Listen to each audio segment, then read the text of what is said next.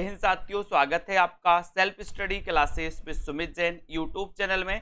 तो सभी साथी आ जाएं और एक बार जल्दी से वीडियो को लाइक कर दें। आज दोस्तों अपन कुछ महत्वपूर्ण प्रश्नों पर चर्चा करेंगे जो कि बहुत ही इंपॉर्टेंट हैं। जिन भी साथियों को मॉडल पेपर लेना है दोस्तों, वो मॉडल पेपर ले सकते हैं। आज मॉडल पेपर के कुछ नमूने, कुछ प्रश्नों को आज हम आपको बताने वाले हैं कि मॉडल पेपर में इस प्रकार के महत्वपूर्ण प्रश्नों का संकलन किया गया है, उसको आप सभी देख सकते हैं। देखो, द्विवेदी युग को जागरण सुधार काल की संज्ञा किसने दी है? तो सभी लोग बताएंगे। आंसर आपका क्या हो जाएगा? यहां पर फटाफट से आंसर बताना है आपको। द्विवेदी युग को जागरण सुधार काल की संज्ञा किसने दी है? बताइए। क्वेश्चन है आपके डॉक्टर नगेंद्र ने, आचार्य शुक्ल ने, नामवर सेन ने, राम कुमार वर्मा ने। फटाफट बताएं। द्विवेदी युग को जागरण सुधार काल की संज्ञा किसने दी है? ये क्वेश्चन आपसे पूछा गया है तो आपको बताना ही है और सभी लोग आंसर बताएं फटाक से। राइट आंसर आपका जा रहा है कि सर जागरण सुधार काल की जो संज्ञा दी है वो दी है डॉक्टर नगेंद्र ने, यानी कि आपका जो एक नंबर है वो बिल्कुल सही है। ठीक है, एक नंबर, बहुत बढ़िया। अगला क्वेश्चन देखो, कौन हिंदी को गवारू बोली कहते हैं? बहुत बढ़िया क्वेश्चन। हिंदी को गवारू बोली कौन कहते हैं? हिंदी को गवारू बोली कौन कहते हैं? ये आपका क्वेश्चन है, आपको चयन करना है तो फटाक से बताइएगा।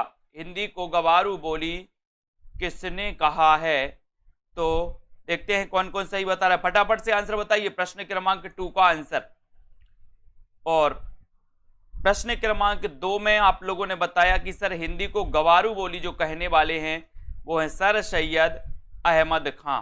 सर सैयद अहमद खां, यानी कि आपका जो एक नंबर है वो बिल्कुल सही है। सर सैयद अहमद खां आपका राइट आंसर हो जाएगा। ठीक है, एक नंबर आपका सही हो जाएगा। कविता संवर्धनी सभा के संस्थापक कौन थे?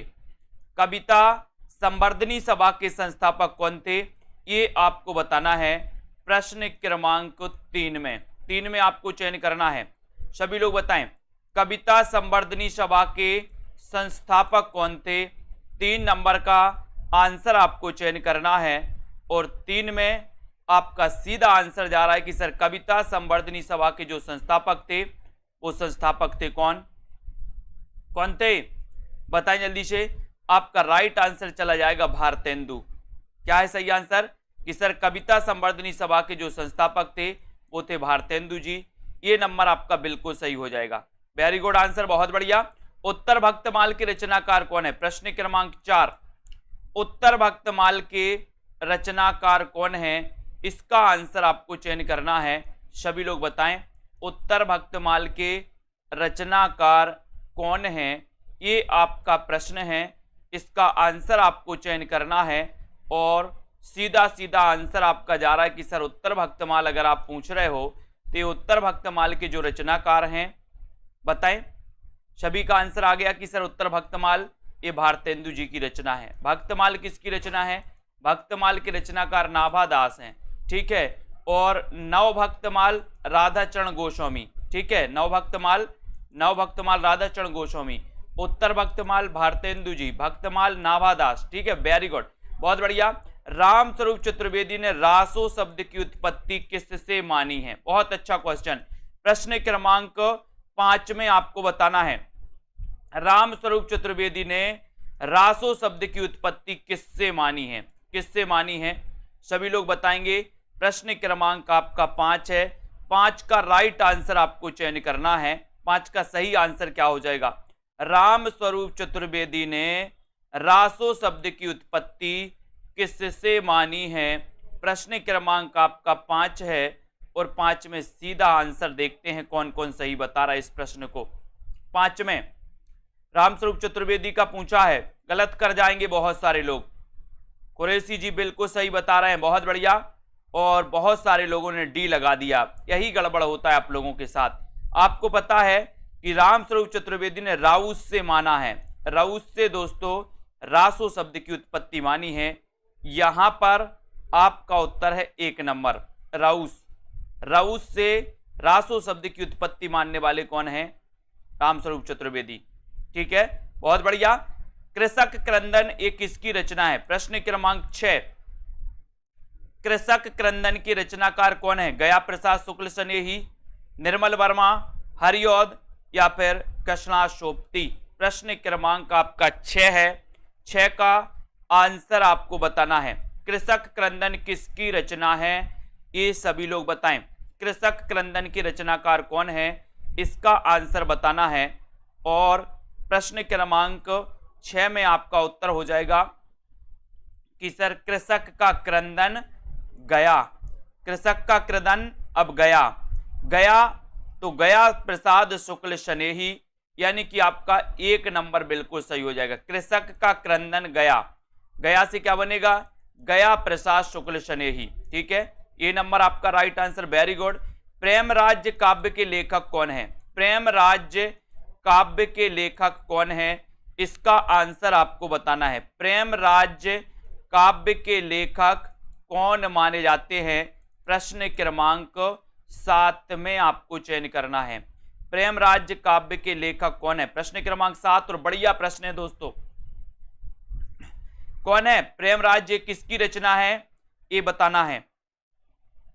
बताइए, प्रेम राज्य किसकी रचना है? क्वेश्चन थोड़ी सी दोस्तों डिफरेंट अलग होंगे, लेकिन बढ़िया क्वेश्चन। प्रेम राज्य की रचनाकार कौन है? और आपका सीधा आंसर जा रहा है कि सर प्रेम राज्य जो काव्य है, ये काव्य जयशंकर प्रसाद का। ठीक है, प्रेम राज्य की जय, प्रेम राज्य की जय, यानी ये नंबर आपका सही है। ये नंबर, वेरी गुड, बहुत बढ़िया आंसर। अगला क्वेश्चन देखो, अवध का किसान कवि किसे कहा जाता है? अवध का किसान कवि किसे कहा जाता है? अवध का किसान कवि किसे कहा जाता है? त्रिलोचन, मुक्तिबोध अज्ञेय या फिर नाथुराम शर्मा शंकर को?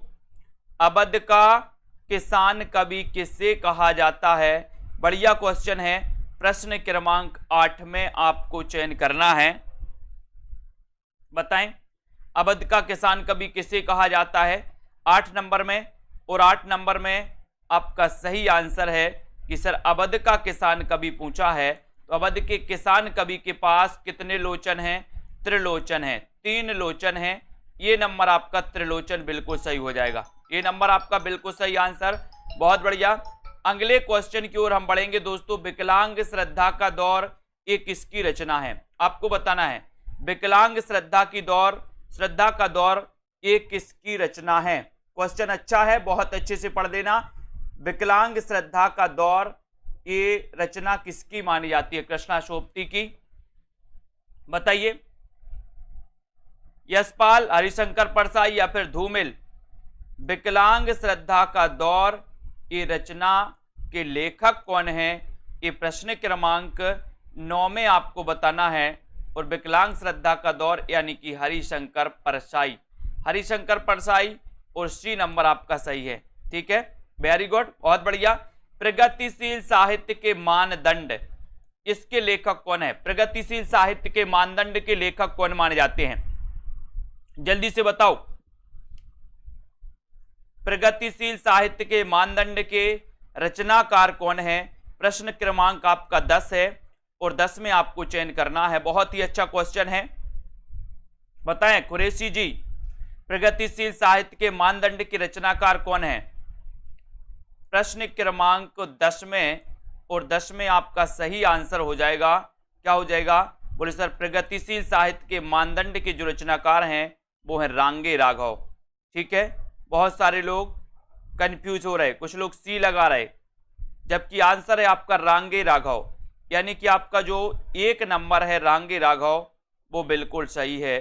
कोई मुक्तिबोध बता रहा है, कोई रामविलास शर्मा बता रहा है, लेकिन आपका सही आंसर है प्रगतिशील साहित्य के मानदंड रांगे राघव। ठीक है, वेरी गुड। अगला क्वेश्चन देख लो। हिंदी भाषा की बोलियों के वर्गीकरण के आधार पर छत्तीसगढ़ी बोली बताना है। छत्तीसगढ़ी बोली है पूर्वी हिंदी, पश्चिमी हिंदी, पहाड़ी हिंदी या फिर राजस्थानी हिंदी। हिंदी भाषा की बोलियों के वर्गीकरण के आधार पर छत्तीसगढ़ी बोली बताना है। छत्तीसगढ़ी बोली है तो क्या है? ये दोस्तों आपके मॉडल पेपर से ही उठाया है मैंने। मॉडल पेपर जो आपके लिए जूनियर टेट के लिए बनाया है, उन्हीं जूनियर टेट के मॉडल पेपर से आपके लिए ये प्रश्न उठा करके लेकर आए हैं। ठीक है। तो यहां पर हिंदी भाषा की बोलियों के वर्गीकरण के आधार पर छत्तीसगढ़ी आपको मानी, अपन ने पढ़ा है अब छत्तीसगढ़ी, अब छत्तीसगढ़ी यानी कि पूर्वी हिंदी, ठीक है। ये नंबर आपका बिल्कुल सही हो जाएगा, ठीक है, वेरी गुड। किसके भक्तिपरक गीतों का संकलन अभंग के नाम से जाना जाता है? किसके भक्तिपरक गीतों का संकलन अभंग के नाम से जाना जाता है? ये आपको बताना है। नामदेव के, सहजोबाई, कबीर या फिर दादू दयाल के? कई बार मैंने ट्रिक से याद करवाया इस क्वेश्चन को। किसके भक्तिपरक गीतों का संकलन अभंग के नाम से जाना जाता है? ये आपको बताना है। और उत्तर प्रश्न क्रमांक 12 में आपका सही आंसर हो जाएगा नामदेव। नामदेव के भक्तिपरक गीतों का जो संकलन है वो अभंग के नाम से जाना जाता है, यानी कि ये नंबर आपका बिल्कुल सही है, ठीक है, वेरी गुड। महादेवी वर्मा की बौद्ध दर्शन से प्रभावित रचना कौन सी है? प्रश्न क्रमांक 13। महादेवी वर्मा की बौद्ध दर्शन से प्रभावित रचना कौन सी है? ये आपको चयन करनी है। बताते जाएं फटाफट से, क्या हो जाएगा सही आंसर? महादेवी वर्मा जी जिनका जन्म हुआ था 1907 को, और इनकी बौद्ध दर्शन से प्रभावित जो रचना है वो रचना कौन सी है, ये आपसे पूछा गया। और आपका उत्तर है डी नंबर, यानी कि रश्मि। रश्मि यानी डी नंबर आपका बिल्कुल सही है, ठीक है, D right answer, very good. बौद्ध दर्शन से प्रभावित रचना कौन सी है? रश्मि, डी नंबर। पा ध्वनि का उच्चारण स्थान आपको बताना है। पा ध्वनि का उच्चारण स्थान कौन सा है? दंत, ओष्ठ, मूर्धन्य, मूर्धन्य या फिर कंठ?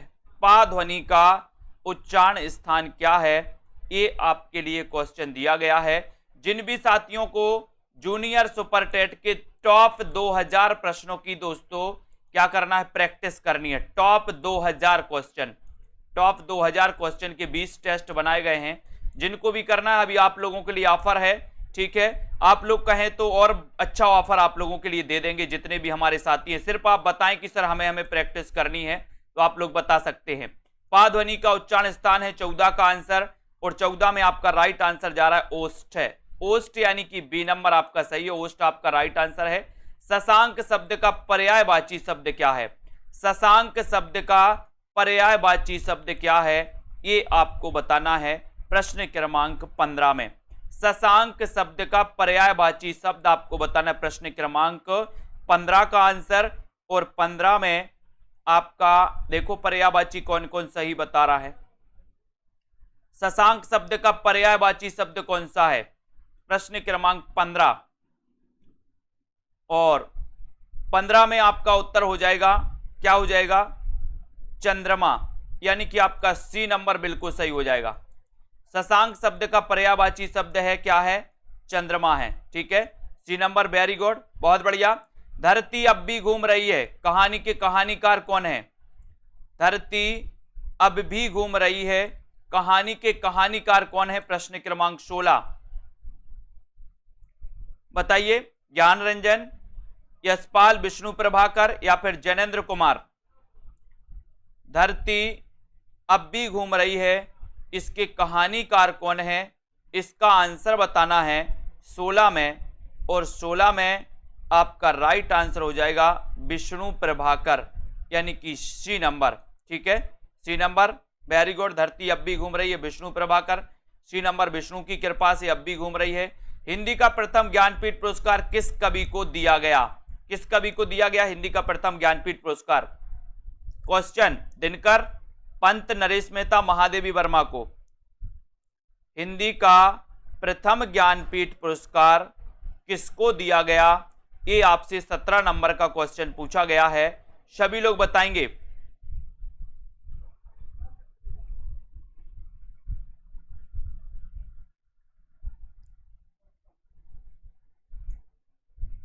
हिंदी का प्रथम ज्ञानपीठ पुरस्कार किस कवि को दिया गया? प्रश्न क्रमांक 17 में, और 17 का आंसर है आपका सुमित्रानंदन पंत को। और किस रचना के लिए दिया गया? चिदंबरा के लिए दिया गया, ठीक है, चिदंबरा, बी नंबर आपका चिदंबरा बिल्कुल सही है, वेरी गुड। सुजान विनोद के रचनाकार कौन है? बताइए। सुजान विनोद, सुजान विनोद किसकी रचना है? घनानंद की, कबीर, देव या फिर पद्माकर की। देखो बहुत सारे लोग गलत बताएंगे। अब सुजान विनोद के रचनाकार कौन है? सुजान विनोद के रचनाकार कौन है? प्रश्न क्रमांक 18 में आपको चयन करना है। और देखो घनानंद बता दिया कमला ठाकुर जी ने, और बताओ अजय शर्मा जी ने घनानंद लिख दिया, और बताओ, और बता दिया रोहित कुमार जी ने घनानंद, कालिंदी जी ने घनानंद बता दिया, बहुत बढ़िया। और बता दो घनानंद कौन कौन बता रहे हैं, बहुत बढ़िया। यही तो गड़बड़ होता है, पुलिसर बन रहा था लेकिन गलत करके आ गए। मैंने याद करवाया था सुजान को विनोद देव, विनोद देव अपन ने याद किया था, सुजान को विनोद देव, तो देव से क्या हो जाएगा, देव कवि की रचना है, यानी सी आपका बिल्कुल सही होगा। ठीक है। आधुनिक काल के गोरखनाथ किसे कहा जाता है? आधुनिक काल के गोरखनाथ किसे कहा जाता है? बताइए। आधुनिक काल के गोरखनाथ, नागार्जुन, सूर्यकांत त्रिपाठी निराला, दिनकर या फिर महादेवी वर्मा? हाँ, सुजान सागर घनानंद की है। वेरी गुड कुरैशी जी। और आधुनिक काल के गोरखनाथ, गोरखनाथ किसे कहा जाता है? प्रश्न क्रमांक 19 में, और 19 में बिल्कुल सही है कि सर आधुनिक काल के गोरखनाथ कहा जाता है। किसको कहा जाता है? बाल गोविंद जी, नागार्जुन बता दिया बहुत सारे। नागार्जुन को तो कबीर कहा जाता है, आधुनिक काल का कबीर, आधुनिक काल का कबीर नागार्जुन को कहा जाता है। आधुनिक काल का गोरखनाथ पूछा है आपसे, तो गोरखनाथ कहा जाता है निराला जी को, सूर्यकांत त्रिपाठी निराला। बी नंबर आपका सही है। निराला जिन्होंने बताया उनका आंसर सही है। नागार्जुन जिन्होंने बताया वो सुन लो कि नागार्जुन को कबीर कहा जाता है। सहजता का कवि किसे कहा जाता? प्रश्न क्रमांक 20 में सहजता का कवि, यही गलतियां होती हैं। सहजता का कवि रसखान, शिवपूजन सहाय, भवानी प्रसाद मिश्र या फिर दुष्यंत को? सहजता का कवि किसे कहा जाता है? ये बढ़िया आंसर है। प्रश्न पूछा गया आपसे 20 नंबर में, और बहुत बढ़िया आंसर बताया राम किशन जी ने कि सर सहजता का कवि तो भवानी प्रसाद को कहा जाता। मोहित जी बहुत बढ़िया है ना। शांति देवी जी 20 का बी बता रहे, शिवपूजन सहाय बता दिया इनने। ममता जी ने भी बता दिया उन, बहुत बढ़िया बहुत बढ़िया। ब्रजेश जी ने भी बी बता दिया। आपको पता होनी चाहिए मंजू जी, भवानी प्रसाद मिश्र को सहजता का कवि कहा जाता है। सी नंबर आपका बिल्कुल सही है। ठीक है, सी नंबर राइट आंसर। मैं देख रहा हूं सबके कमेंट आज। चांदी का जूता मारना मुहावरे का सही अर्थ क्या है? 21। चांदी का जूता मारना मुहावरे का सही अर्थ क्या है? अधिक लाभ कमाना, रिश्वत देना, परास्त कर देना या फिर धोखा देना। चांदी का जूता मारना मुहावरे का सही अर्थ क्या है? ये आपसे क्वेश्चन है, बहुत बढ़िया क्वेश्चन है प्रश्न क्रमांक 21 में।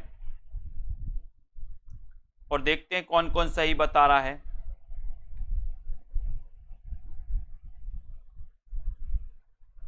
बहुत बढ़िया, लगभग अधिकांश लोगों ने सही बताया है। लगभग अधिकांश क्या, सभी लोगों ने सही बताया है।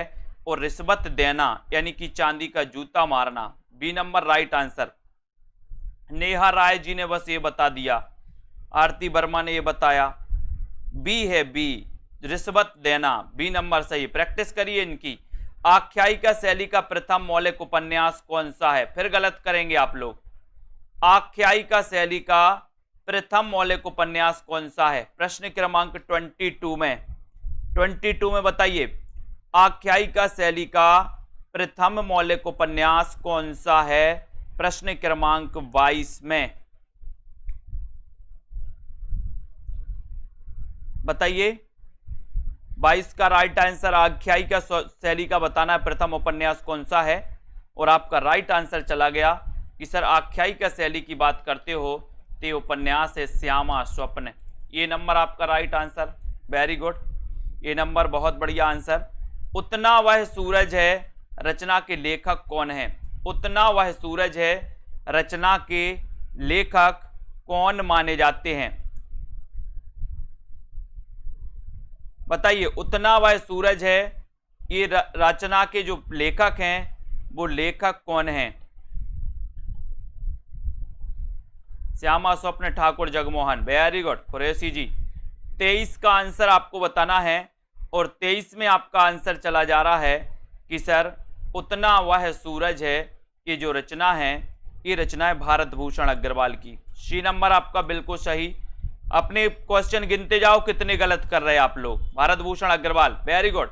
जिस छंद के पहले 4 चरणों में रोला और बाद में दोस्तों ये 2 चरण में उल्लाला होता है, उसमें 24-28 मात्राओं के योग से 52 मात्राएं होती हैं, उस छंद का नाम आपको बताना है।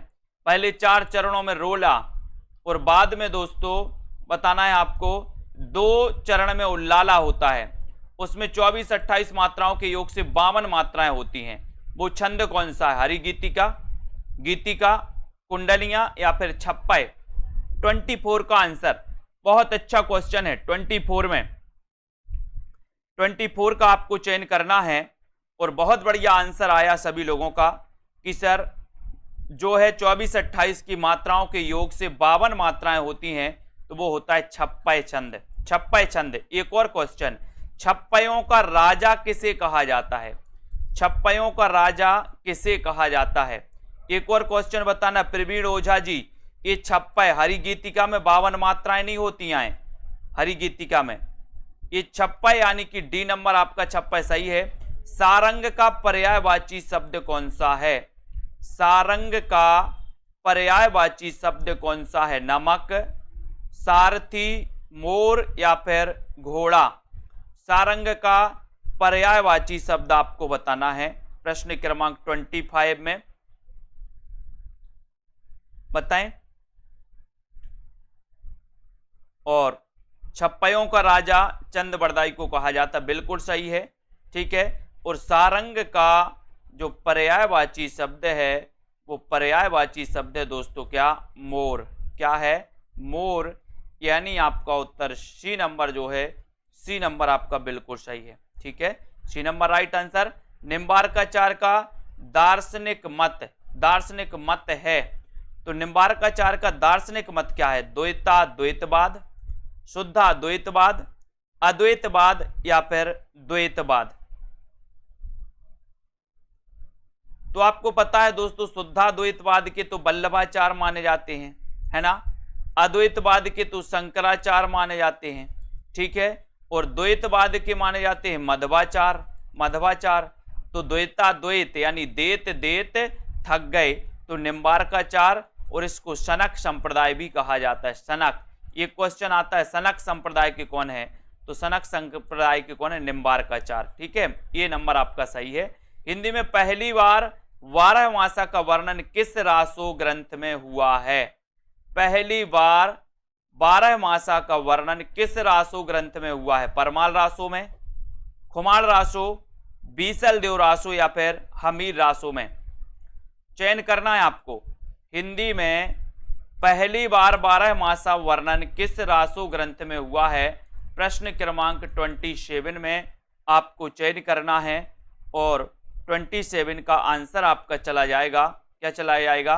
कि सर पहली बार 12 मासा का जो वर्णन हुआ है वो हुआ बीसल देव रासो। ये रचना श्रृंगारिक रचना है और इसके रचनाकार कौन है? नरपति नाल, ठीक है। ये अजमेर के शासक से संबंधित रचना है। सी नंबर आपका सही है। अनाथ का विलोम शब्द क्या है? अनाथ का विलोम शब्द आपको बताना है 28 में। अनाथ का विलोम क्या हो जाएगा? धनी, सनाथ, निर्धन या फिर बेकार? अनाथ का विलोम बताना है आपको। देखते हैं कौन कौन सही बता रहा है। और लगभग अधिकांश लोगों ने सही बता दिया कि सर अनाथ का विलोम होता है सनाथ। अनाथ का विलोम क्या होता है? सनाथ, ठीक है। यानी कि आपका बी नंबर आपका सही है। यहां पर बी नंबर सही है ममता जी 28 का। वेरी गुड, बहुत बढ़िया। मूल गोसाई चरित्र के रचनाकार कौन है? मूल गोसाई चरित्र के रचनाकार कौन है? 29। मूल गोसाई चरित्र के रचनाकार कौन है? आपसे पूछा गया है 29 का क्वेश्चन, और 29 में आपको बताना है क्या है मूल गोसाई चरित्र के रचनाकार।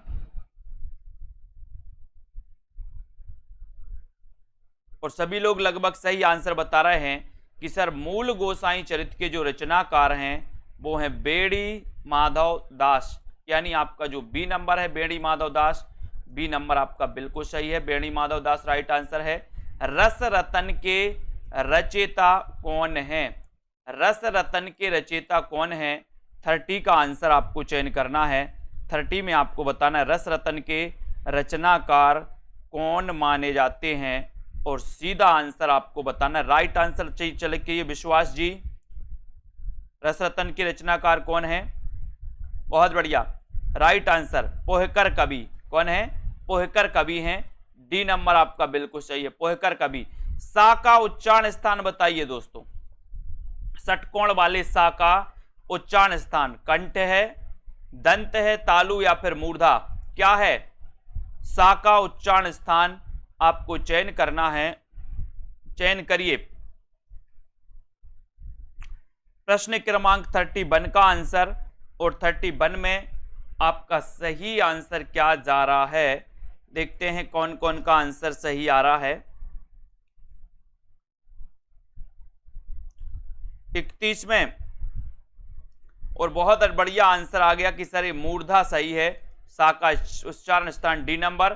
कामायनी का सर्ग नहीं है, तो कौन सा सर्ग नहीं है बताइए।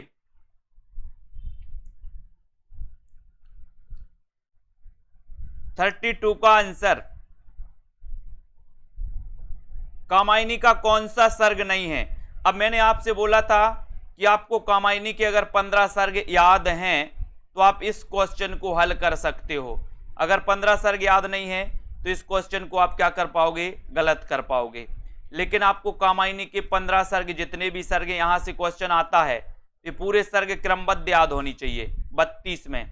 और 32 में आपका राइट आंसर इच्छा, इच्छा ये कामायनी का सर्ग नहीं है, बाकी आपका श्रद्धा, लज्जा, ईर्ष्या ये हैं, ठीक है, बहुत बढ़िया, वेरी गुड ममता जी, बहुत बढ़िया, ठीक है, D number right answer. Prasad ji के किस नाटक का कथानक बौद्धों के पतन का पतन के काल का है दोस्तों, पतन के काल का है। प्रसाद जी का वह नाटक कौन सा है जिसका कथानक बौद्धों के पतन के काल का है। ध्रुव स्वामिनी, करुणालय, राजश्री या फिर बैसाख। प्रश्न क्रमांक 33 में, और सही आंसर जा रहा है 33 का। 33 में आपका सही आंसर चला जाएगा कि सर ये जो बैसाख है, बैसाख ये बिल्कुल सही है, इसका कथानक बौद्धों के पतन का कथानक माना जाता है, यानी डी नंबर आपका सही हो जाएगा। मुसरत निसा जी डी नंबर है, डी नंबर, ठीक है, वेरी गुड, डी नंबर जिन्होंने बताया। मीनम जी डी नंबर है। चंद्रगुप्त नाटक की नायिका कौन है, बहुत अच्छा क्वेश्चन, 34वां प्रश्न। चंद्रगुप्त नाटक की नायिका कौन है, अलका, कल्याणी, मालविका या फिर कॉर्नेलिया। चंद्रगुप्त नाटक की नायिका कौन है, 34 का आंसर आपको चयन करना है। और 34 में सभी लोग लगभग सही बता रहे हैं कि सर चंद्रगुप्त की जो नायिका हैं वो नायिका कौन है, 34 में कॉर्नेलिया, बहुत बढ़िया, डी नंबर आपका सही है। गांधीवाद की 100 परीक्षा निबंध के लेखक कौन है, गांधीवाद की 100 परीक्षा ये निबंध के लेखक कौन है। 35 का आंसर बताना है। 35 में गांधीवाद की 100 परीक्षा, बहुत बढ़िया, सभी लोग आंसर सही बता रहे हैं, लेकिन एक अच्छा क्वेश्चन है, गांधीवाद की 100 परीक्षा इस निबंध के लेखक कौन माने जाते हैं। 35 का राइट आंसर बताना है, और देखते हैं कौन कौन सफल होता है इस क्वेश्चन में। कमला जी, ईला चंद्र बता रही हैं, और बताओ। गांधीवाद की 100 परीक्षा, शशि जी ने भी ईला चंद्र बता दिया, ब्रजेश जी ने भी बता दिया, बहुत बढ़िया, और बताओ। प्रवीण जी हरिशंकर परसाई बता रहे हैं, हाँ बहुत बढ़िया। रामकिशन जी ने बता दिया है कि सर ये जो है ये यशपाल का है, गांधीवाद की 100 परीक्षा निबंध के रचनाकार हैं यशपाल, यानी डी नंबर आपका यशपाल बिल्कुल सही है। डी नंबर वालों का राइट आंसर, वेरी गुड। लहू पुकारे आदमी कहानी के कहानीकार कौन है? लहू पुकारे आदमी, लहू पुकारे आदमी ये किसकी कहानी है? कमलेश्वर, शिव प्रसाद सिंह, मार्कंडे या फिर मधुकर सिंह? 36 में चयन करना है। लहू पुकारे आदमी, बताएं ये किसकी कहानी है?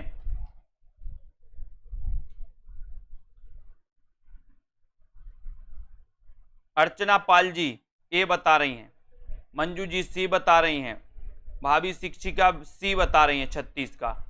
और बताओ, नेहा जी ने भी सी बता दिया, आज तो लाइन लगी सी की। बबीता जी ने भी सी, बहुत बढ़िया। KM जोशी, कहे कि मार्कंडे को ज़्यादा जानते आप लोग, लहू पुकारे आदमी, है ना।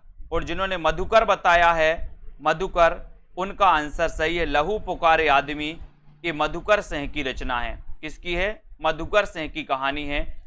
डी नंबर आपका सही है। लहू पुकारे आदमी, काय के लिए पुकारे? बोले मधु के लिए पुकारे, मधु, ठीक है। पुकारे आदमी या लहू पुकारे आदमी मधु के लिए, मधु के लिए तो मधुकर सिंह, ठीक है।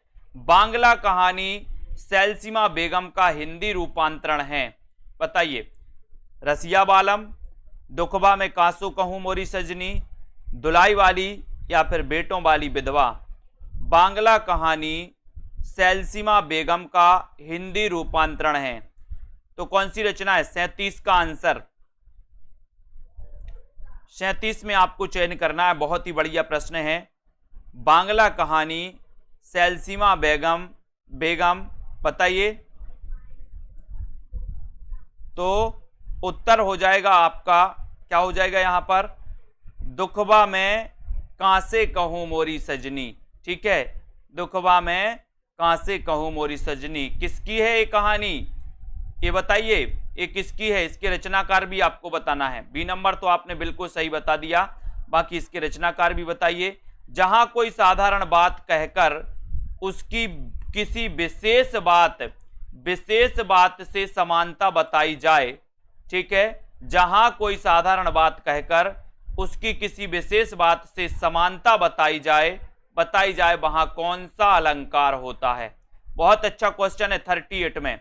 जहां कोई साधारण बात कहकर उसकी किसी विशेष बात से समानता बताई जाए वहां कौन सा अलंकार होता है? प्रश्न क्रमांक आपका 38 है, और 38 में देखते हैं कौन कौन सही बता रहा है। चतुर्सेन शास्त्री जी की रचना है दुखबा में कांसू कहूं मोरी सजनी। प्रश्न क्रमांक 38 में, जहां कोई साधारण बात कहकर उसकी किसी विशेष बात से समानता बताई जाती है वहां पर कौन सा अलंकार होता है? तो लगभग बहुत सारे लोगों ने सही बताया है कि सर यहाँ पर भ्रांतिमान नहीं होता, भ्रांतिमान नहीं, संदेह भी नहीं, विभावना भी नहीं। थोड़े से 4 विकल्प को अब यहाँ पर आपको देखना है दोस्तों। आपको उदाहरण की बिल्कुल परिभाषा याद नहीं। भ्रांतिमान की तो है ही कि जहां पर दोस्तों भ्रम जो है क्या है, ये भ्रम पक्का हो जाता है, संदेह अंत तक बना रहता है। विभावना में दोस्तों क्या होता है? विभावना और विशेषोक्ति एक दूसरे के विपरीत होते हैं, और जहां कोई साधारण बात कहकर उसकी किसी विशेष बात से, तो उदाहरण जैसे अपन बोलते ना, है ना, क्या एक गाना है ना, वो वाला कौन सा गाना है? 1 सड़क 57 गलियां रचना के लेखक कौन है? एक गाना नहीं सुना आप लोगों ने? तेरी अखियां कमाल जैसे, ऐसे कुछ आता ना, तो जैसे से उसकी समानता बताई जाती है। तो ऐसे उदाहरण दे करके अपन बोलते ना, कोई भी चीज ऊपर लिखते, परिभाषा लिखते हैं, फिर जैसे लिख करके क्या करते उसके बारे में बताते, तो उससे समानता बताई जाती है, तब उदाहरण अलंकार होता है। 1 सड़क 57 गलियां रचना के लेखक कौन है? प्रश्न क्रमांक 39 में 1 सड़क 57 गलियां, और 39 में राइट आंसर है। बोले सर इसके रचनाकार हैं कौन? कौन है? कमलेश्वर। 1 सड़क 57 गलियां, ये बी नंबर आपका सही है, कमलेश्वर जी इसके लेखक हैं। बी नंबर आपका राइट आंसर है, ठीक है। यहां पर देखो, बट वृक्ष की छाया में जीवन साहित्य के लेखक कौन है? बट वृक्ष की छाया में, बहुत अच्छा। जीवनी साहित्य, इसकी रचनाकार कौन है? 40 में बताना है। बट वृक्ष की छाया में, बट वृक्ष की छाया में जीवनी साहित्य के लेखक कौन हैं? ये 40 नंबर का प्रश्न है और 40 में आपका सीधा आंसर जा रहा है कि सर बट वृक्ष की छाया में ये जीवनी के रचनाकार हैं कौन है? कुमुद नागर। ठीक है, सी नंबर बिल्कुल सही, बहुत बढ़िया। गालिब छूटी शराब आत्मकथा के लेखक कौन है? गालिब छूटी शराब किसकी आत्मकथा है? बनेगा आप लोगों से। गालिब छूटी शराब, ठीक है, गालिब छूटी शराब मैंने कई बार आपको बताया है कि मैं बता दे रहा हूं आज और कि जो पति क्या होते हैं, शराब पीते हैं, जो पति शराब पीते हैं उनकी पत्नियों को कालिया बन जाना चाहिए। क्या बनना है? कालिया। एक बार क्या हुआ कि एक पति शराब पीता था तो उसकी पत्नी बहुत परेशान थी, बहुत परेशान थी। उसकी पत्नी ने भी एक बार क्या किया, वो भी एक बोतल लेके आई और बीच बाजार में सड़क पे खड़े होके फिर उसने भी पी। तो उस दिन का दिन है कि उस व्यक्ति ने फिर शराब नहीं पी। तो बोले सर गालिब छूटी शराब, कैसे छूटी शराब? अरे बोले पत्नी कालिया बन गई थी। क्या बन गई थी? पत्नी कालिया बन गई थी। तो रविंद्र कालिया, ये नंबर आपका बिल्कुल सही है। ठीक है, कालिया बन जाना अपन को भी। पिंजरे में मैना आत्मकथा की लेखिका कौन है?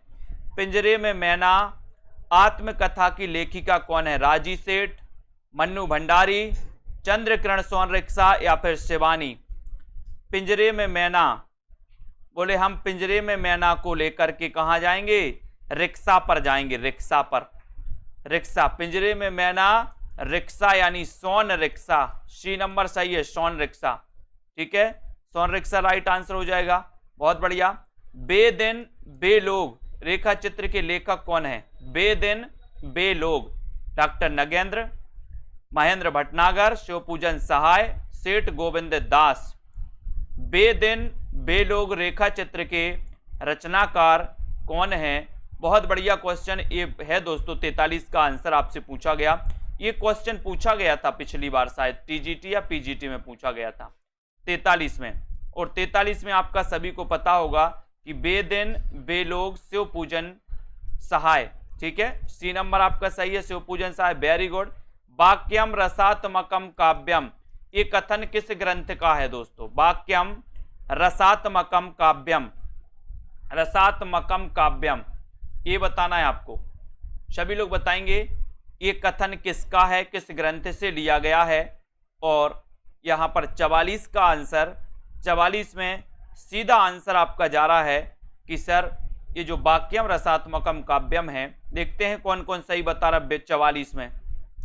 बहुत सही, 44 में ये लगा दिया पूनम जी ने। और बताओ, और ये लगा दिया मोहित जी ने। बहुत बढ़िया। ब्रजेश जी ने भी ये लगा दिया, मीनम जी ने ये लगा दिया, है ना। बहुत बढ़िया। श्याम लता जी पांडे ने भी ये लगा दिया। बहुत बढ़िया, धन्यवाद। ये वाले अन्नापूर्णा मिश्रा जी ने भी लगा दिया। बहुत बढ़िया, है ना। शूरमणि दुबे आपने भी लगा दिया। ये वाले साथियों को बहुत बहुत धन्यवाद। ऐसे ही करो आप लोग। ये परिभाषा किसने दी थी? विश्वनाथ ने, है ना। रसात्मकम वाक्यम काव्यो, विश्वनाथ का ग्रंथ कौन सा है? साहित्य दर्पण। कौन सा है? साहित्य दर्पण। ठीक है, तो इसी नंबर आपका सही हो जाएगा।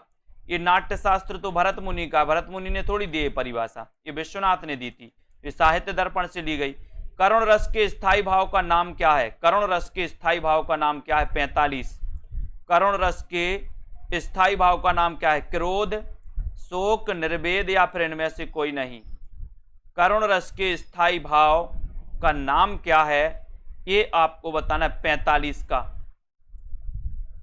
45 में आपको, और सरल है कि सर करुण रस का स्थायी भाव जो है शोक है। वेरी गुड, बी नंबर आपका बिल्कुल सही है।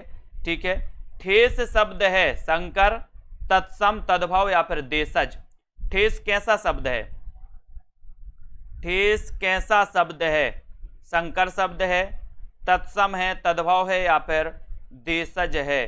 प्रश्न क्रमांक आपका 46 है और 46 में आपने सही बताया है कि सर जो ठेस शब्द है ये ठेस शब्द है देशज। कैसा शब्द है ये? देशज शब्द है। डी नंबर आपका बिल्कुल सही हो जाएगा। ठीक है, वेरी गुड। मुहावरा किस भाषा का शब्द है बाल गोविंद जी?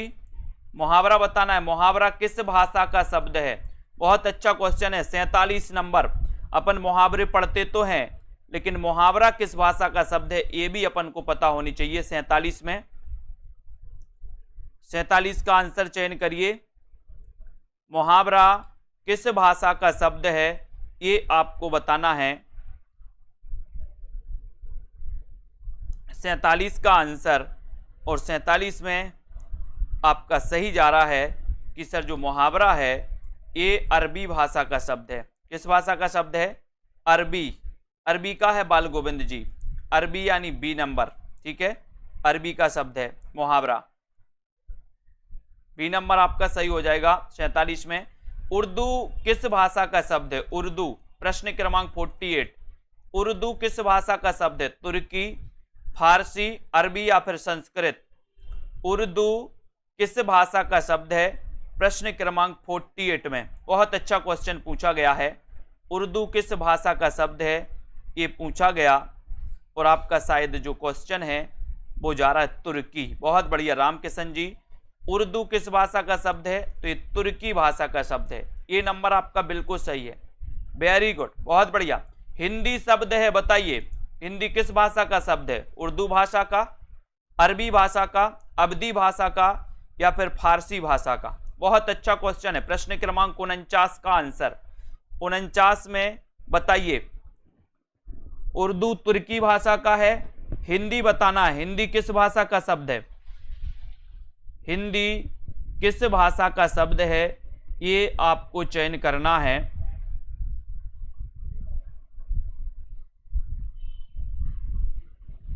और देखते हैं कौन कौन सही बता रहा है। हिंदी, और सही आंसर चला गया कि सर हिंदी जो है ये फारसी भाषा का शब्द है, यानी आपका डी नंबर जो चला गया वो बिल्कुल सही है। बहुत बढ़िया, डी नंबर आपका राइट आंसर है। हिंदी फारसी भाषा का शब्द है। संस्कृत के ऐसे शब्द जिन्हें हम ज्यों का त्यों प्रयोग में लाते हैं दोस्तों, उन्हें क्या कहते हैं? 50 का आंसर, 50 का राइट आंसर बताना है। संस्कृत के ऐसे शब्द जिन्हें हम ज्यों का त्यों प्रयोग में लाते हैं उन्हें क्या कहते हैं? 50 में आपको चयन करना है, उन्हें क्या कहते हैं?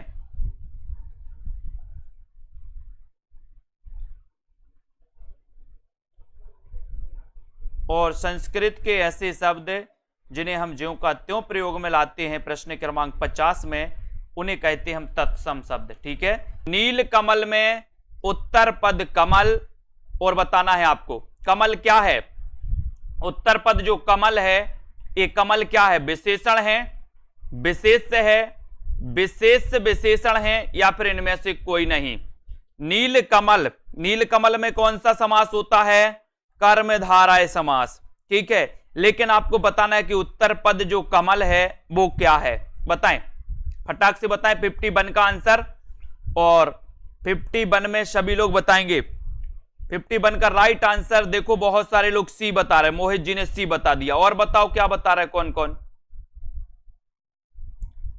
और बहुत सारे लोगों ने बिल्कुल सही आंसर बताया है कि सर जो कमल है ये कमल विशेष है, और जो नील है वो क्या है? विशेषण है, यानी जिसकी विशेषता बताई जाए वो विशेष कहलाता है, और जो विशेषता बताता है वो क्या कहलाता है? विशेषण। तो नील यहां पर क्या है? विशेषण, क्योंकि नील कमल, यानी कि दोस्तों कमल क्या है? विशेष, और नील विशेषता बता रहा है कि कमल जो है वो नीला है ना? तो याद रखते ना, ये विशेषण और विशेष, तो यहां पर कमल क्या है? विशेष, यानी कि ये नंबर आपका बिल्कुल सही है। ठीक है, साप्ताहिक शब्द किस प्रकार का विशेषण है? साप्ताहिक शब्द किस प्रकार का विशेषण है? गुणवाचक है, संख्यावाचक है, परिमाणवाचक है या फिर सार्वनामिक विशेषण है?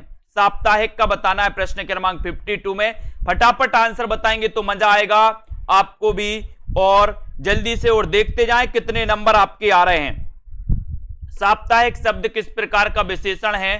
यहां पर प्रश्न क्रमांक 52 में, और 52 में आपने बिल्कुल सही आंसर बताया कि साप्ताहिक जो है ये संख्यावाचक है, यानी बी नंबर आपका करेक्ट। वेरी गुड, बहुत बढ़िया।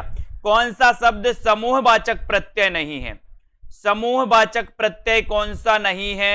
53 में आपको चयन करना है।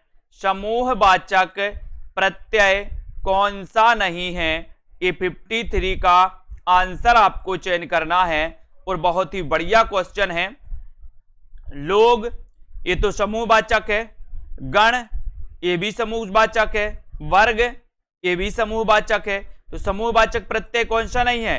कौन सा नहीं है? प्रेस। प्रेस यानी डी नंबर, प्रेस आपका बिल्कुल सही है। प्रेस जिन्होंने बताया, राइट आंसर। किस शब्द की रचना प्रत्यय से हुई है?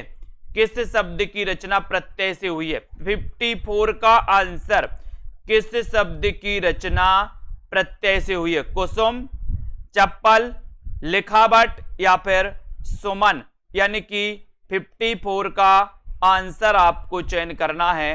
प्रत्यय से किसकी रचना हुई है आपको चयन करना है। बताइए अंकित गुप्ता जी। तो अधिकांश लोग 54 में चयन कर रहे हैं सर, सी नंबर लगा दो। वेरी गुड, लगा दिया सी नंबर, लिखावट। ठीक है, सी नंबर सही, वेरी गुड। आचार्य भरत ने कितने अलंकारों का उल्लेख किया है? बहुत अच्छा क्वेश्चन है। आचार्य भरत ने कितने अलंकारों का उल्लेख किया है 55 में? प्रश्न क्रमांक 55 में आपको चयन करना है कि आचार्य भरत ने कितने अलंकारों का उल्लेख किया है। और अधिकांश लोग बता रहे हैं, कौन कौन सही बता रहे हैं? हर्षिता जी बताइए कितने प्रकार के? 8 बता दिया सूरमणि जी ने, और बताओ। 8 बता रहे हैं, और कौन? सुषमा जी, और बता दो, और बता दो। कल्पना जी ने भी 8 बता दिया। वेरी गुड, बहुत बढ़िया। डी नंबर वालों के लिए बहुत बहुत धन्यवाद।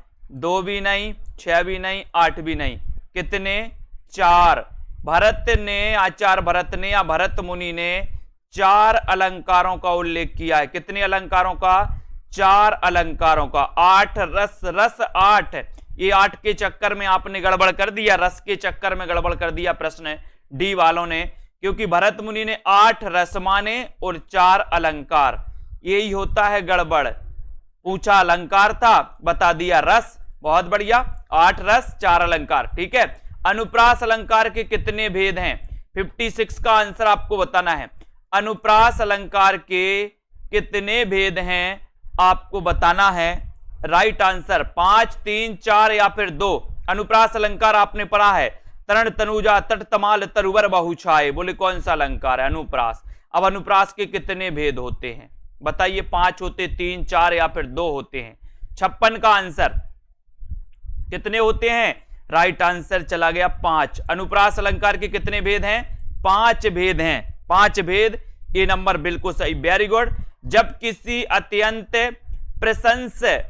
प्रशंसा के लिए कोई बात बहुत चढ़ाई, प्रशंसा है दोस्तों, जब किसी अत्यंत प्रशंसा के लिए कोई बात बहुत बड़ा चढ़ाकर कही जाती है, तब वहां पर कौन सा अलंकार होता है?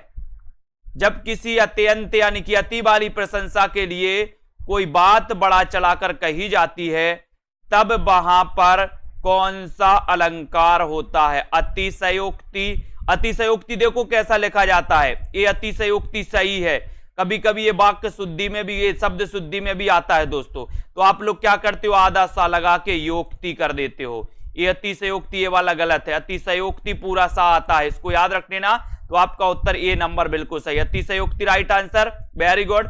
कौन सा अर्थालंकार है? अर्थालंकार कौन सा है? 58 में आपको अर्थालंकार और शब्दालंकार पता होनी चाहिए दोस्तों। मैं जो महत्वपूर्ण चीजें मैं बता रहा हूं वो पूरे आपको याद होनी चाहिए। शब्दालंकार के अंतर्गत कौन कौन आते हैं, अर्थालंकार के अंतर्गत कौन कौन आते हैं, क्वेश्चन पूछा जाता है। यहां पर आपसे अर्थालंकार पूछा गया है, तो अर्थालंकार कौन सा होता है? प्रश्न क्रमांक 58 में आपको चयन करना है अर्थालंकार के अंतर्गत कौन सा आता है। तो बहुत सारे लोगों ने, है ना, रेखा जी बी बता रही है, मार्क नहीं, अनुप्रास भी नहीं, श्लेष भी नहीं। अर्थालंकार के अंतर्गत आता उपमा, याद कर लेना अब इसको। बहुत सारे लोगों ने गलत बताया है, कोई ये बता रहा है, कोई बी बता रहा है, याद रख लेना। लेकिन बहुत सारे लोगों ने उपमा ही बताया है। डी नंबर आपका सही है। लेकिन आपको ये याद होनी चाहिए कि अर्थालंकार के अंतर्गत कौन आते हैं और शब्दालंकार के अंतर्गत कौन आते हैं। अतनु का पर्यायवाची शब्द क्या है? अतनु का ईश्वर, कृष्ण, कामदेव या फिर बसंत। अतनु का पर्यायवाची शब्द आपको चयन करना है। 59 का उत्तर आपको बताना है। राइट आंसर क्या हो जाएगा? अतनु का पर्यायवाची शब्द कौन सा है? सीधा सीधा आंसर आपको बताना है और आंसर आपका जा रहा है, कौन सा जा रहा है? अतनु। अतनु का बताना है। लक्ष्मी भट्ट जी सही बताया लगभग सभी लोगों ने कि सर अतनु तो कामदेव का पर्यायवाची है। C number right, very good. Saraswati का पर्यायवाची क्या है दोस्तों? सरस्वती का पर्यायवाची भारती, शारदा, बाक या फिर उपरोक्त सभी। सरस्वती का पर्यायवाची आपको बताना है प्रश्न क्रमांक 60 में, और लगभग सभी से बनेगा। उपरोक्त सभी आ जाए तो फिर तो आप लोग आओ देखते ना ताओ और सभी लगा के आते हो, तो यहां पर भी वही करोगे। भारती, शारदा, बाक ये पूरे के पूरे सरस्वती के पर्यायवाची हैं, यानी डी नंबर आपका बिल्कुल सही है। Very good. इच्छा का पर्यायवाची शब्द क्या होगा? इच्छा का बताइए। अमीय, हर्ष, आकांक्षा या फिर रश्मि। इच्छा का पर्यायवाची शब्द क्या है? ये प्रश्न आपसे पूछा गया है। बहुत ही अच्छा क्वेश्चन है। प्रश्न क्रमांक आपका 61 है। इच्छा का पर्यायवाची शब्द बताना है और सीधा आंसर आपका जा रहा है कि सर जो इच्छा है, इच्छा का पर्यायवाची है आकांक्षा। क्या है? आकांक्षा। सी नंबर बिल्कुल सही, वेरी गुड। निम्न में से सौदामिनी का पर्यायवाची नहीं है। पर्यायवाची बोले सर पूरे पूरे पर्यायवाचियों की तो बाढ़ आ गई। सौदामिनी का पर्यायवाची कौन सा नहीं है? बिजली, चंचला, क्षण प्रभा या फिर सिलीमुख, यानी कि 62 का आंसर आपको बताना है। सौदामिनी का पर्यायवाची कौन सा नहीं है? नहीं है बताना है। देखते हैं कौन कौन गलत बताता है, क्योंकि सबसे बनेगा इसलिए गलत बताता है, देख रहे हैं हम। ठीक है, तो लगभग सभी लोगों ने आंसर राइट बता दिया है। बहुत बढ़िया, वेरी गुड। लक्ष्मी जी ने बस गलत बता दिया, सी नंबर।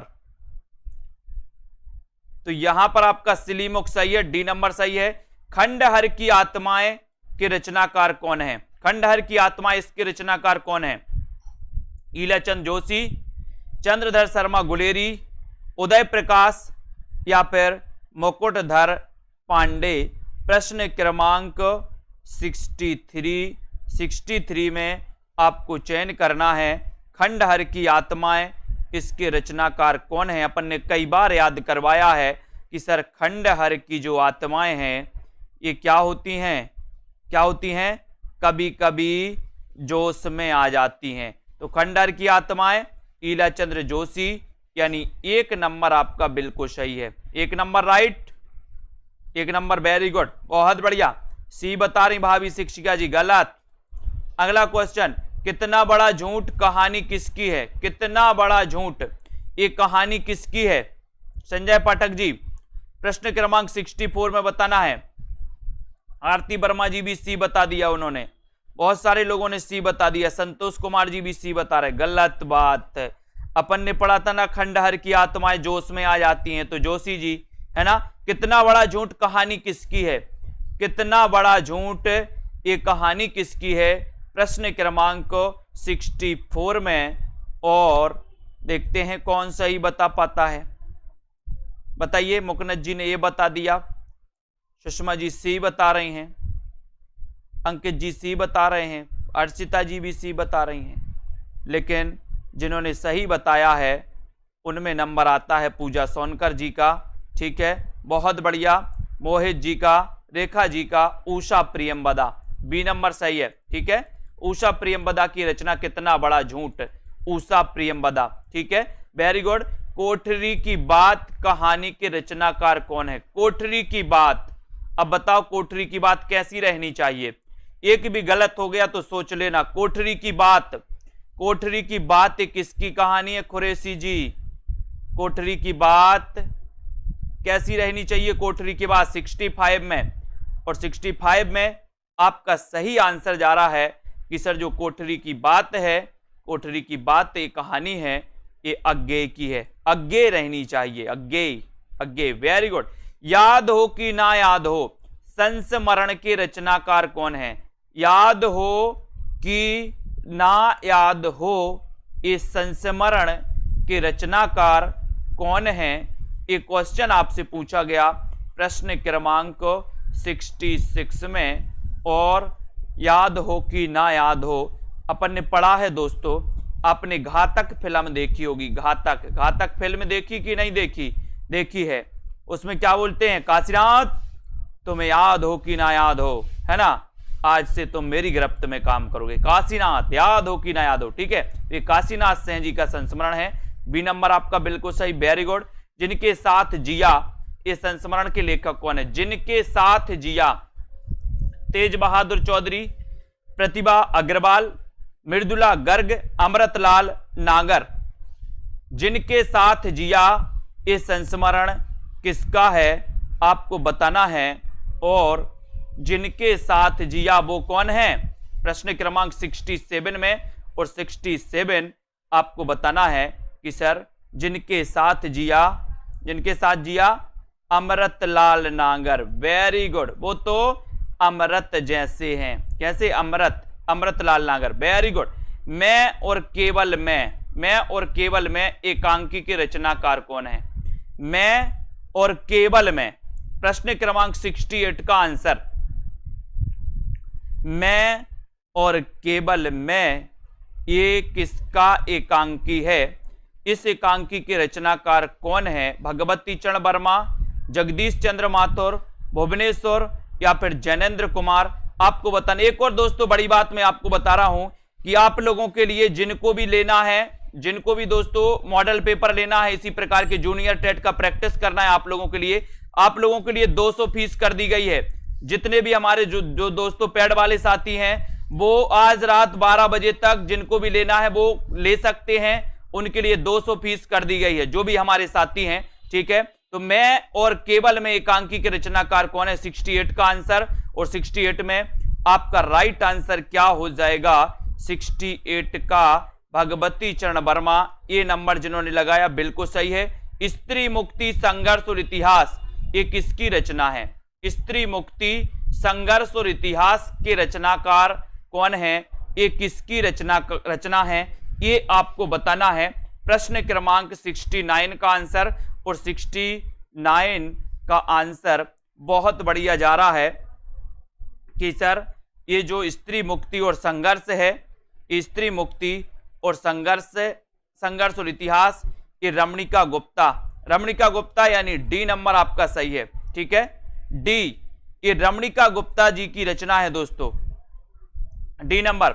आचार्य रामचंद्र शुक्ल का प्रथम सैद्धांतिक ग्रंथ कौन सा है? सैद्धांतिक ग्रंथ पूछा है आपसे।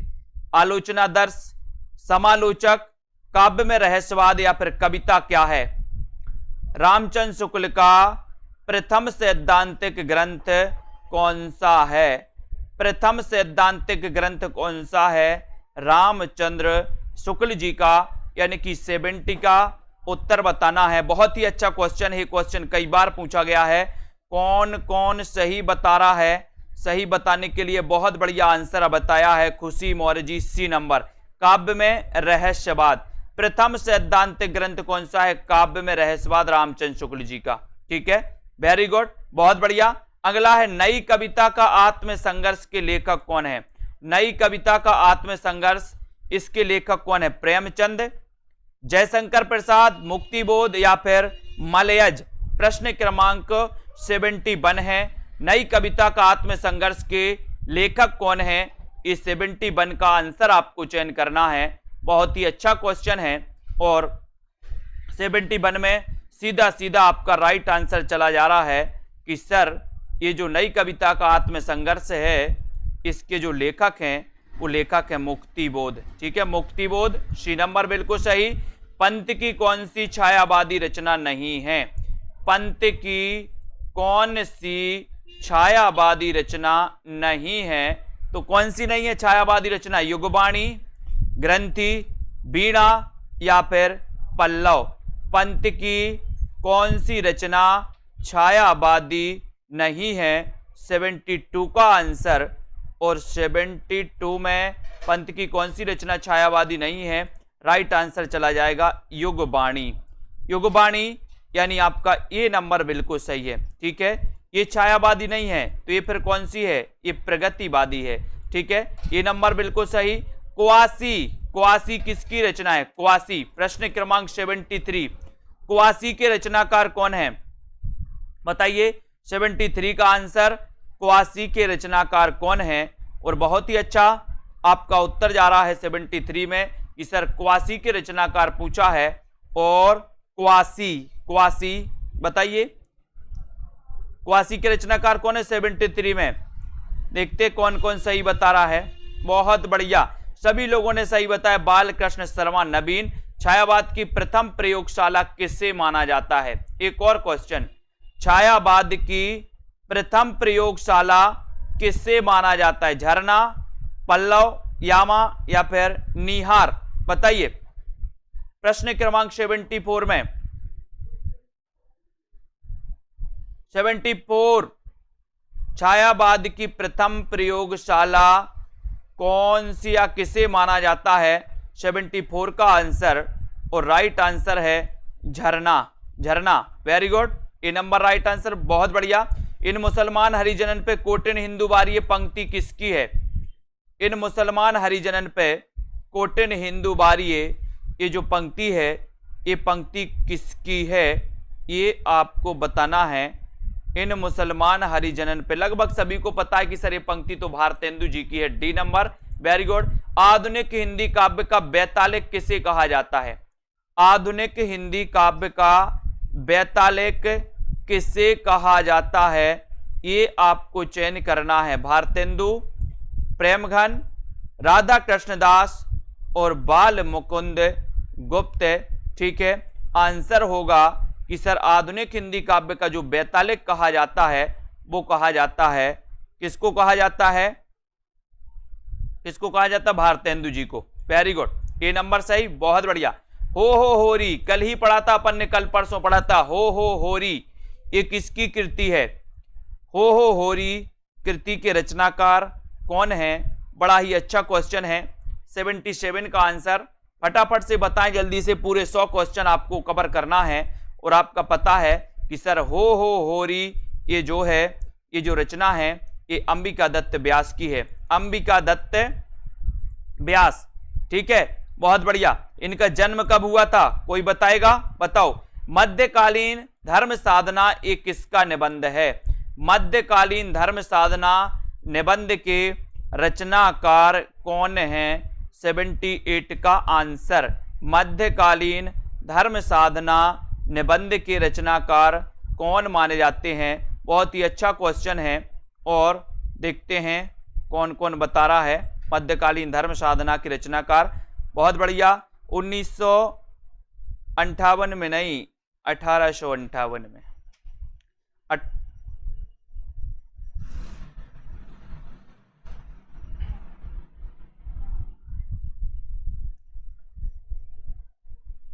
तो यहां पर राइट आंसर क्या हो जाएगा? हजारी प्रसाद द्विवेदी। सी नंबर सही है, वेरी गुड।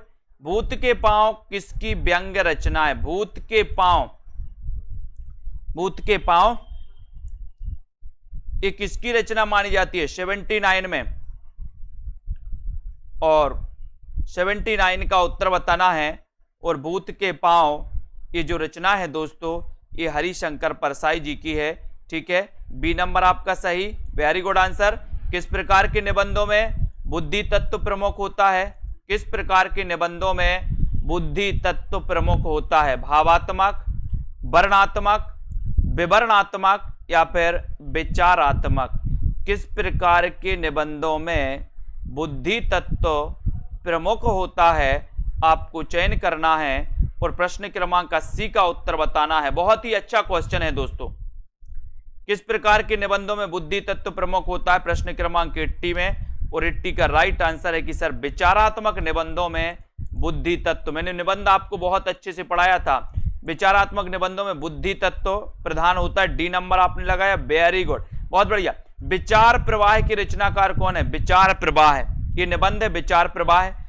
इसके रचनाकार कौन माने जाते हैं? हजारी प्रसाद, अज्ञे, नागार्जुन, रामधारी सिंह दिनकर।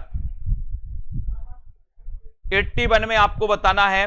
और विचार प्रवाह है, ये निबंध है और इस निबंध की रचनाकार अपन ने पढ़ा था, क्या पढ़ा था कि सर हजारों विचारों का प्रवाह होता है। ठीक है, ये हजारी प्रसाद द्विवेदी, 1 नंबर बिल्कुल सही है।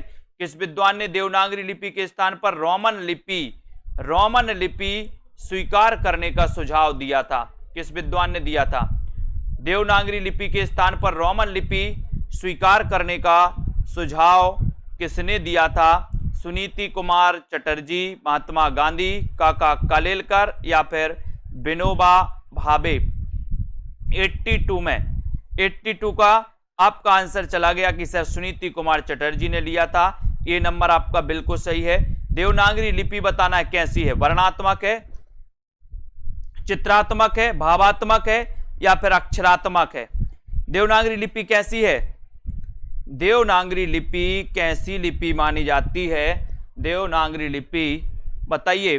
83 का आंसर, और 83 में आपका राइट आंसर चला गया कि सर देवनागरी लिपि जो है ये अक्षरात्मक लिपि मानी जाती है। डी आपका बिल्कुल सही है, अक्षरात्मक लिपि। वेरी गुड, बहुत बढ़िया। रीतिकाल के रीति सिद्ध काव्यधारा के कवि कौन है? रीति सिद्ध काव्यधारा के कवि आपको चयन करना है, आपने पढ़ा है, बिल्कुल सरल क्वेश्चन दोस्तों। रीतिकाल के रीति सिद्ध काव्यधारा के कवि कौन हैं? और प्रश्न क्रमांक 84 में लगभग सभी से आंसर बनेगा। राइट आंसर आपने बताया कि सर भूषण तो रीतिबद्ध हैं, देव भी रीतिबद्ध, केशव भी हैं, आपका उत्तर बिहारी। ये रीति सिद्ध काव्यधारा के कवि हैं।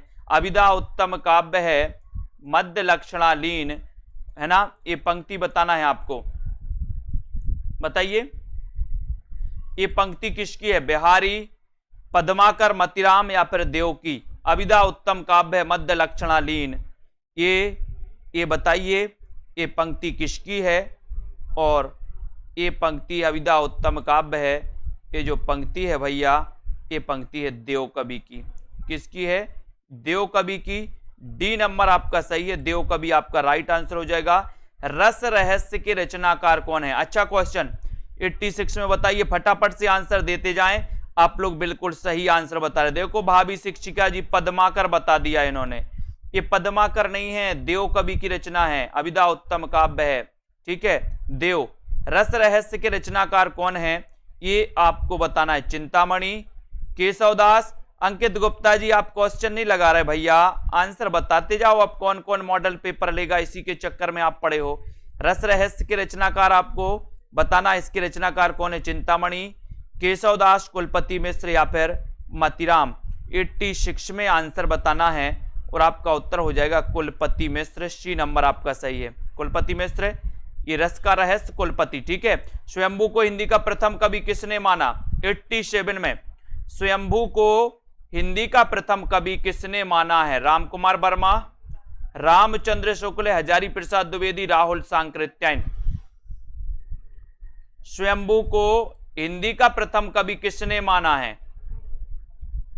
बहुत अच्छा क्वेश्चन है, बनने को तो सभी से बनेगा, लेकिन स्वयंभू को हिंदी का प्रथम कवि मानने वाले जो हैं वो कौन है? राम कुमार वर्मा। ठीक है, ये number right answer, Ram Kumar बिल्कुल सही है, वेरी गुड।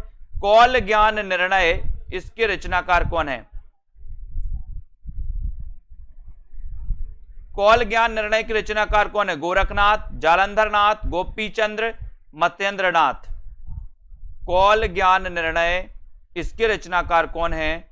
88 का आंसर, 88 में आपका सही आंसर क्या हो जाएगा? और भोलेनाथ मच्छेंद्रनाथ। मच्छेंद्र से मच्छर, मच्छर क्या होते? बोले सर मच्छर कोल कोल के खाते, आपको कोल कोल के। ठीक है, तो मत्येंद्रनाथ याद रख लेना। गोरखनाथ नाथ संप्रदाय के प्रवर्तक माने जाते, नाथ पंथ के। पंच पांडव चरितरास के रचनाकार कौन है? पंच पांडव चरितरास, पंच पांडव चरितरास इसके रचनाकार आपको बताना है। शालिभद्र सूरी, आसगु, नरपतिनाल या फिर दलपति विजय। पंच पांडव चरितरास के रचनाकार कौन माने जाते हैं? ये अच्छा क्वेश्चन है और 89 का उत्तर बताना है। 89 और पंच पांडव चरितरास के जो रचनाकार माने जाते हैं दोस्तों, आपने उत्तर बताया है। बताइए 89 में कौन है? शालिभद्र सूरी, जिन्हें कि गणपति चंद्रगुप्त ने हिंदी का प्रथम कवि माना। ये नंबर बिल्कुल सही है। पुस्तक जल्लड़ हत्य दे चल गज्जन रबकाज। जल्लड़ का आपको बताना है दोस्तों, ये जल्लड़ को कौन सी पुस्तक देने का इसमें वर्णन किया गया है? कौन सी पुस्तक देने का? बीसलदेव रासो, हमीर रासो, पृथ्वीराज रासो या फिर विजयपाल रासो। पुस्तक जल्लड़ हत्य दई चली गज्जन रबकाज। इसमें जल्लड़ के बारे में बताना कि जल्लड़ को कौन सी पुस्तक दिए जाने का वर्णन है। प्रश्न क्रमांक 90 में 90 का उत्तर बताइए और आपका सही आंसर चला गया पृथ्वीराज रासो। ठीक है, बी नंबर पृथ्वीराज रासो हिंदी का प्रथम महाकाव्य। रंग दे बसंती चोला नाटक के रचनाकार कौन है? रंग दे बसंती चोला सुरेंद्र वर्मा, मोहन राकेश, भीष्म सायनी, विनोद रस्तोगी। 91 रंग दे बसंती चोला नाटक के रचनाकार कौन है? 91 का आंसर आपसे पूछा गया है और आपने उत्तर बता दिया है कि सर यहां पर उत्तर है भीष्म सायनी। बहुत बढ़िया। रंग दे बसंती चोला भीष्म सायनी सी नंबर सही है। भुवनेश्वर निम्न में से किसके लिए प्रसिद्ध हैं? भुवनेश्वर किसके लिए प्रसिद्ध है? ऐतिहासिक नाटक के लिए, समस्या नाटक के लिए, सामाजिक नाटक के लिए या फिर असंगत नाटक के लिए? भुवनेश्वर किसके लिए प्रसिद्ध हैं? 92 का आंसर आपको चयन करना है। उत्तर क्या हो जाएगा? भुवनेश्वर किसके लिए प्रसिद्ध हैं 92 में? और 92 का आपका राइट आंसर हो जाएगा कि सर ये जो भुवनेश्वर हैं ये असंगत नाटक के लिए जाने जाते हैं। असंगत नाटक है ना। इन्होंने आपके एक तांबे के कीड़े, आपने इनकी दोस्तों रचना पढ़ी होगी, तांबे के कीड़े। और यहां पर आपका डी नंबर बिल्कुल सही। किस शब्द में द्विगु समास है? बताइए द्विगु समास किस में है? अच्छा क्वेश्चन है। द्विगु समास तो आपसे बनेगा ही। दोपहर, नीलकंठ, कनफटा या फिर मंदबुद्धि, किसमें द्विगु समास है? आपको बताना है द्विगु समास किसमें है। और लगभग सभी को पता है कि सर संख्यावाची द्विगु यानी कि ए नंबर सही है। दोपहर में द्विगु समास है। Very good. किस क्रम में बहुब्रीहि समास है? बहुब्रीहि समास का उदाहरण नहीं है पूछा है। बताइए कौन सा नहीं है? सिंहवाहिनी, हिरण्यगर्भ, वसुंधरा या फिर देशवासी। बहुब्रीहि समास किसमें नहीं है? अच्छा क्वेश्चन है। बहुब्रीहि समास किसमें नहीं है? 94 का आंसर। 94 का आपका सही आंसर क्या जा रहा है? बहुब्रीहि समास नहीं है। तो किसमें नहीं है? आंसर चला गया कि सर बहुब्रीहि समास पूछा है तो देशवासी। बाकी दोस्तों डी नंबर लगाना 94 में डी। बहुत बढ़िया। देशवासी में नहीं है। रामवृक्ष बेनीपुरी की कौन सी कृति यात्रा वृत्त की है? कौन सी कृति यात्रा वृत्त की है? सागर की लहरों पर, अप्रवासी की यात्राएं, पैरों में पंख बांधकर या फिर मेरी यूरोप यात्रा। रामवृक्ष बेनीपुरी की कौन सी कृति यात्रा वृत्त संबंधी है? यात्रा वृत्त संबंधी कौन सी कृति है? 95 में। बहुत ही अच्छा क्वेश्चन है और 95 में आपका उत्तर हो जाएगा कि सर रामवृक्ष बेनीपुरी की जो कृति यात्रा वृत्त संबंधी है वो है पैरों में पंख बांधकर, यानी कि आपका सी नंबर पैरों में पंख बांधकर बिल्कुल सही है। उड़ते चलो यात्रा वृत्त के रचनाकार कौन है? उड़ते चलो यात्रा वृत्त के रचनाकार कौन है? भगवत शरण उपाध्याय, सत्यनारायण, रामवृक्ष बेनीपुरी, इनमें से कोई नहीं। उड़ते चलो यात्रा वृत्त के रचनाकार कौन है? 96 का आंसर उड़ते चलो और वृक्ष पर बैठ जाओ। वृक्ष पर तो रामवृक्ष बेनीपुरी सी नंबर आपका सही। Very good. एक स्वाभिमानी अध्यापक के जीवन संघर्ष को कथानक बनाकर लिखा गया उपन्यास कौन सा है? लिखा गया उपन्यास कौन सा है? नदी यशस्वी है, डूबते मस्तूल, यह पथबंधु था, या धूमकेतु एक श्रुति? एक स्वाभिमानी अध्यापक के जीवन संघर्ष को कथानक बनाकर लिखा गया उपन्यास कौन सा है? ये 97 का आंसर पूछा गया है और आकांक्षा जी ने बिल्कुल सही बताया कि सर यह पथबंधु था। सी नंबर बिल्कुल सही, बहुत बढ़िया। देहाती दुनिया के लेखक कौन है? 98 का आंसर देहाती दुनिया, निराला, शिवपूजन सहाय, उपेंद्रनाथ तस्क या फिर प्रेमचंद? देहाती दुनिया में क्या होता है? बोले सर शिव की पूजन ही सहाय होती है। देहाती दुनिया में शिव की पूजन ही सहाय होती है, यानी कि आपका उत्तर बी नंबर शिव पूजन सहाय। Very good. तरुण के स्वप्न आत्मकथा के लेखक कौन है? तरुण के स्वप्न ये किसकी आत्मकथा है? 99 का आंसर, और लगभग सभी से पूरा बनना चाहिए। तरुण के स्वप्न आत्मकथा के लेखक कौन है? राइट आंसर है बोले sir Subhash Chandra Bose. B number बिल्कुल सही, बहुत बढ़िया। कहीं ना जाए का कहिए, लेखक कौन है इसके? कहीं ना जाए का कहिए, ये लेखक आपको बताना है, सभी लोग बताएंगे। और जूनियर सुपर टेट का जो मॉडल पेपर है सिर्फ आप लोगों के लिए, पेड वालों के लिए, जितने भी हमारे साथी हैं उनके लिए ये रात 12 बजे तक 200 रुपए कर दिया गया है इसका प्राइस। तो जिनको भी इसमें प्रैक्टिस करना है 200 में 2000 क्वेश्चन इसमें आपके रहेंगे। एक 100 नंबर के मॉडल पेपर जिसमें व्याकरण और साहित्य दोनों सम्मिलित रहेगा। कहीं ना जाए का कहिए कि लेखक कौन है? प्रश्न क्रमांक 100 में, और आपका उत्तर हो जाएगा भगवती चरण वर्मा। बी नंबर आपका बिल्कुल सही है, ठीक है, बी नंबर राइट आंसर। बहुत बढ़िया, बहुत बहुत धन्यवाद सभी साथियों के लिए। और अध्ययन करते रहें, वीडियो को लाइक करते रहें दोस्तों, और इसी प्रकार से निरंतर आपको अध्ययन करना है, ठीक है। सभी लोग जुटे रहें अपनी तैयारी में, और जो जो आपके दोस्तों बाकी रह गए हैं उनकी तैयारी जरूर करें, ठीक है। और दोस्तों लाइक करें और लगे रहें अध्ययन में, ठीक है। बहुत बढ़िया, जय हिंद।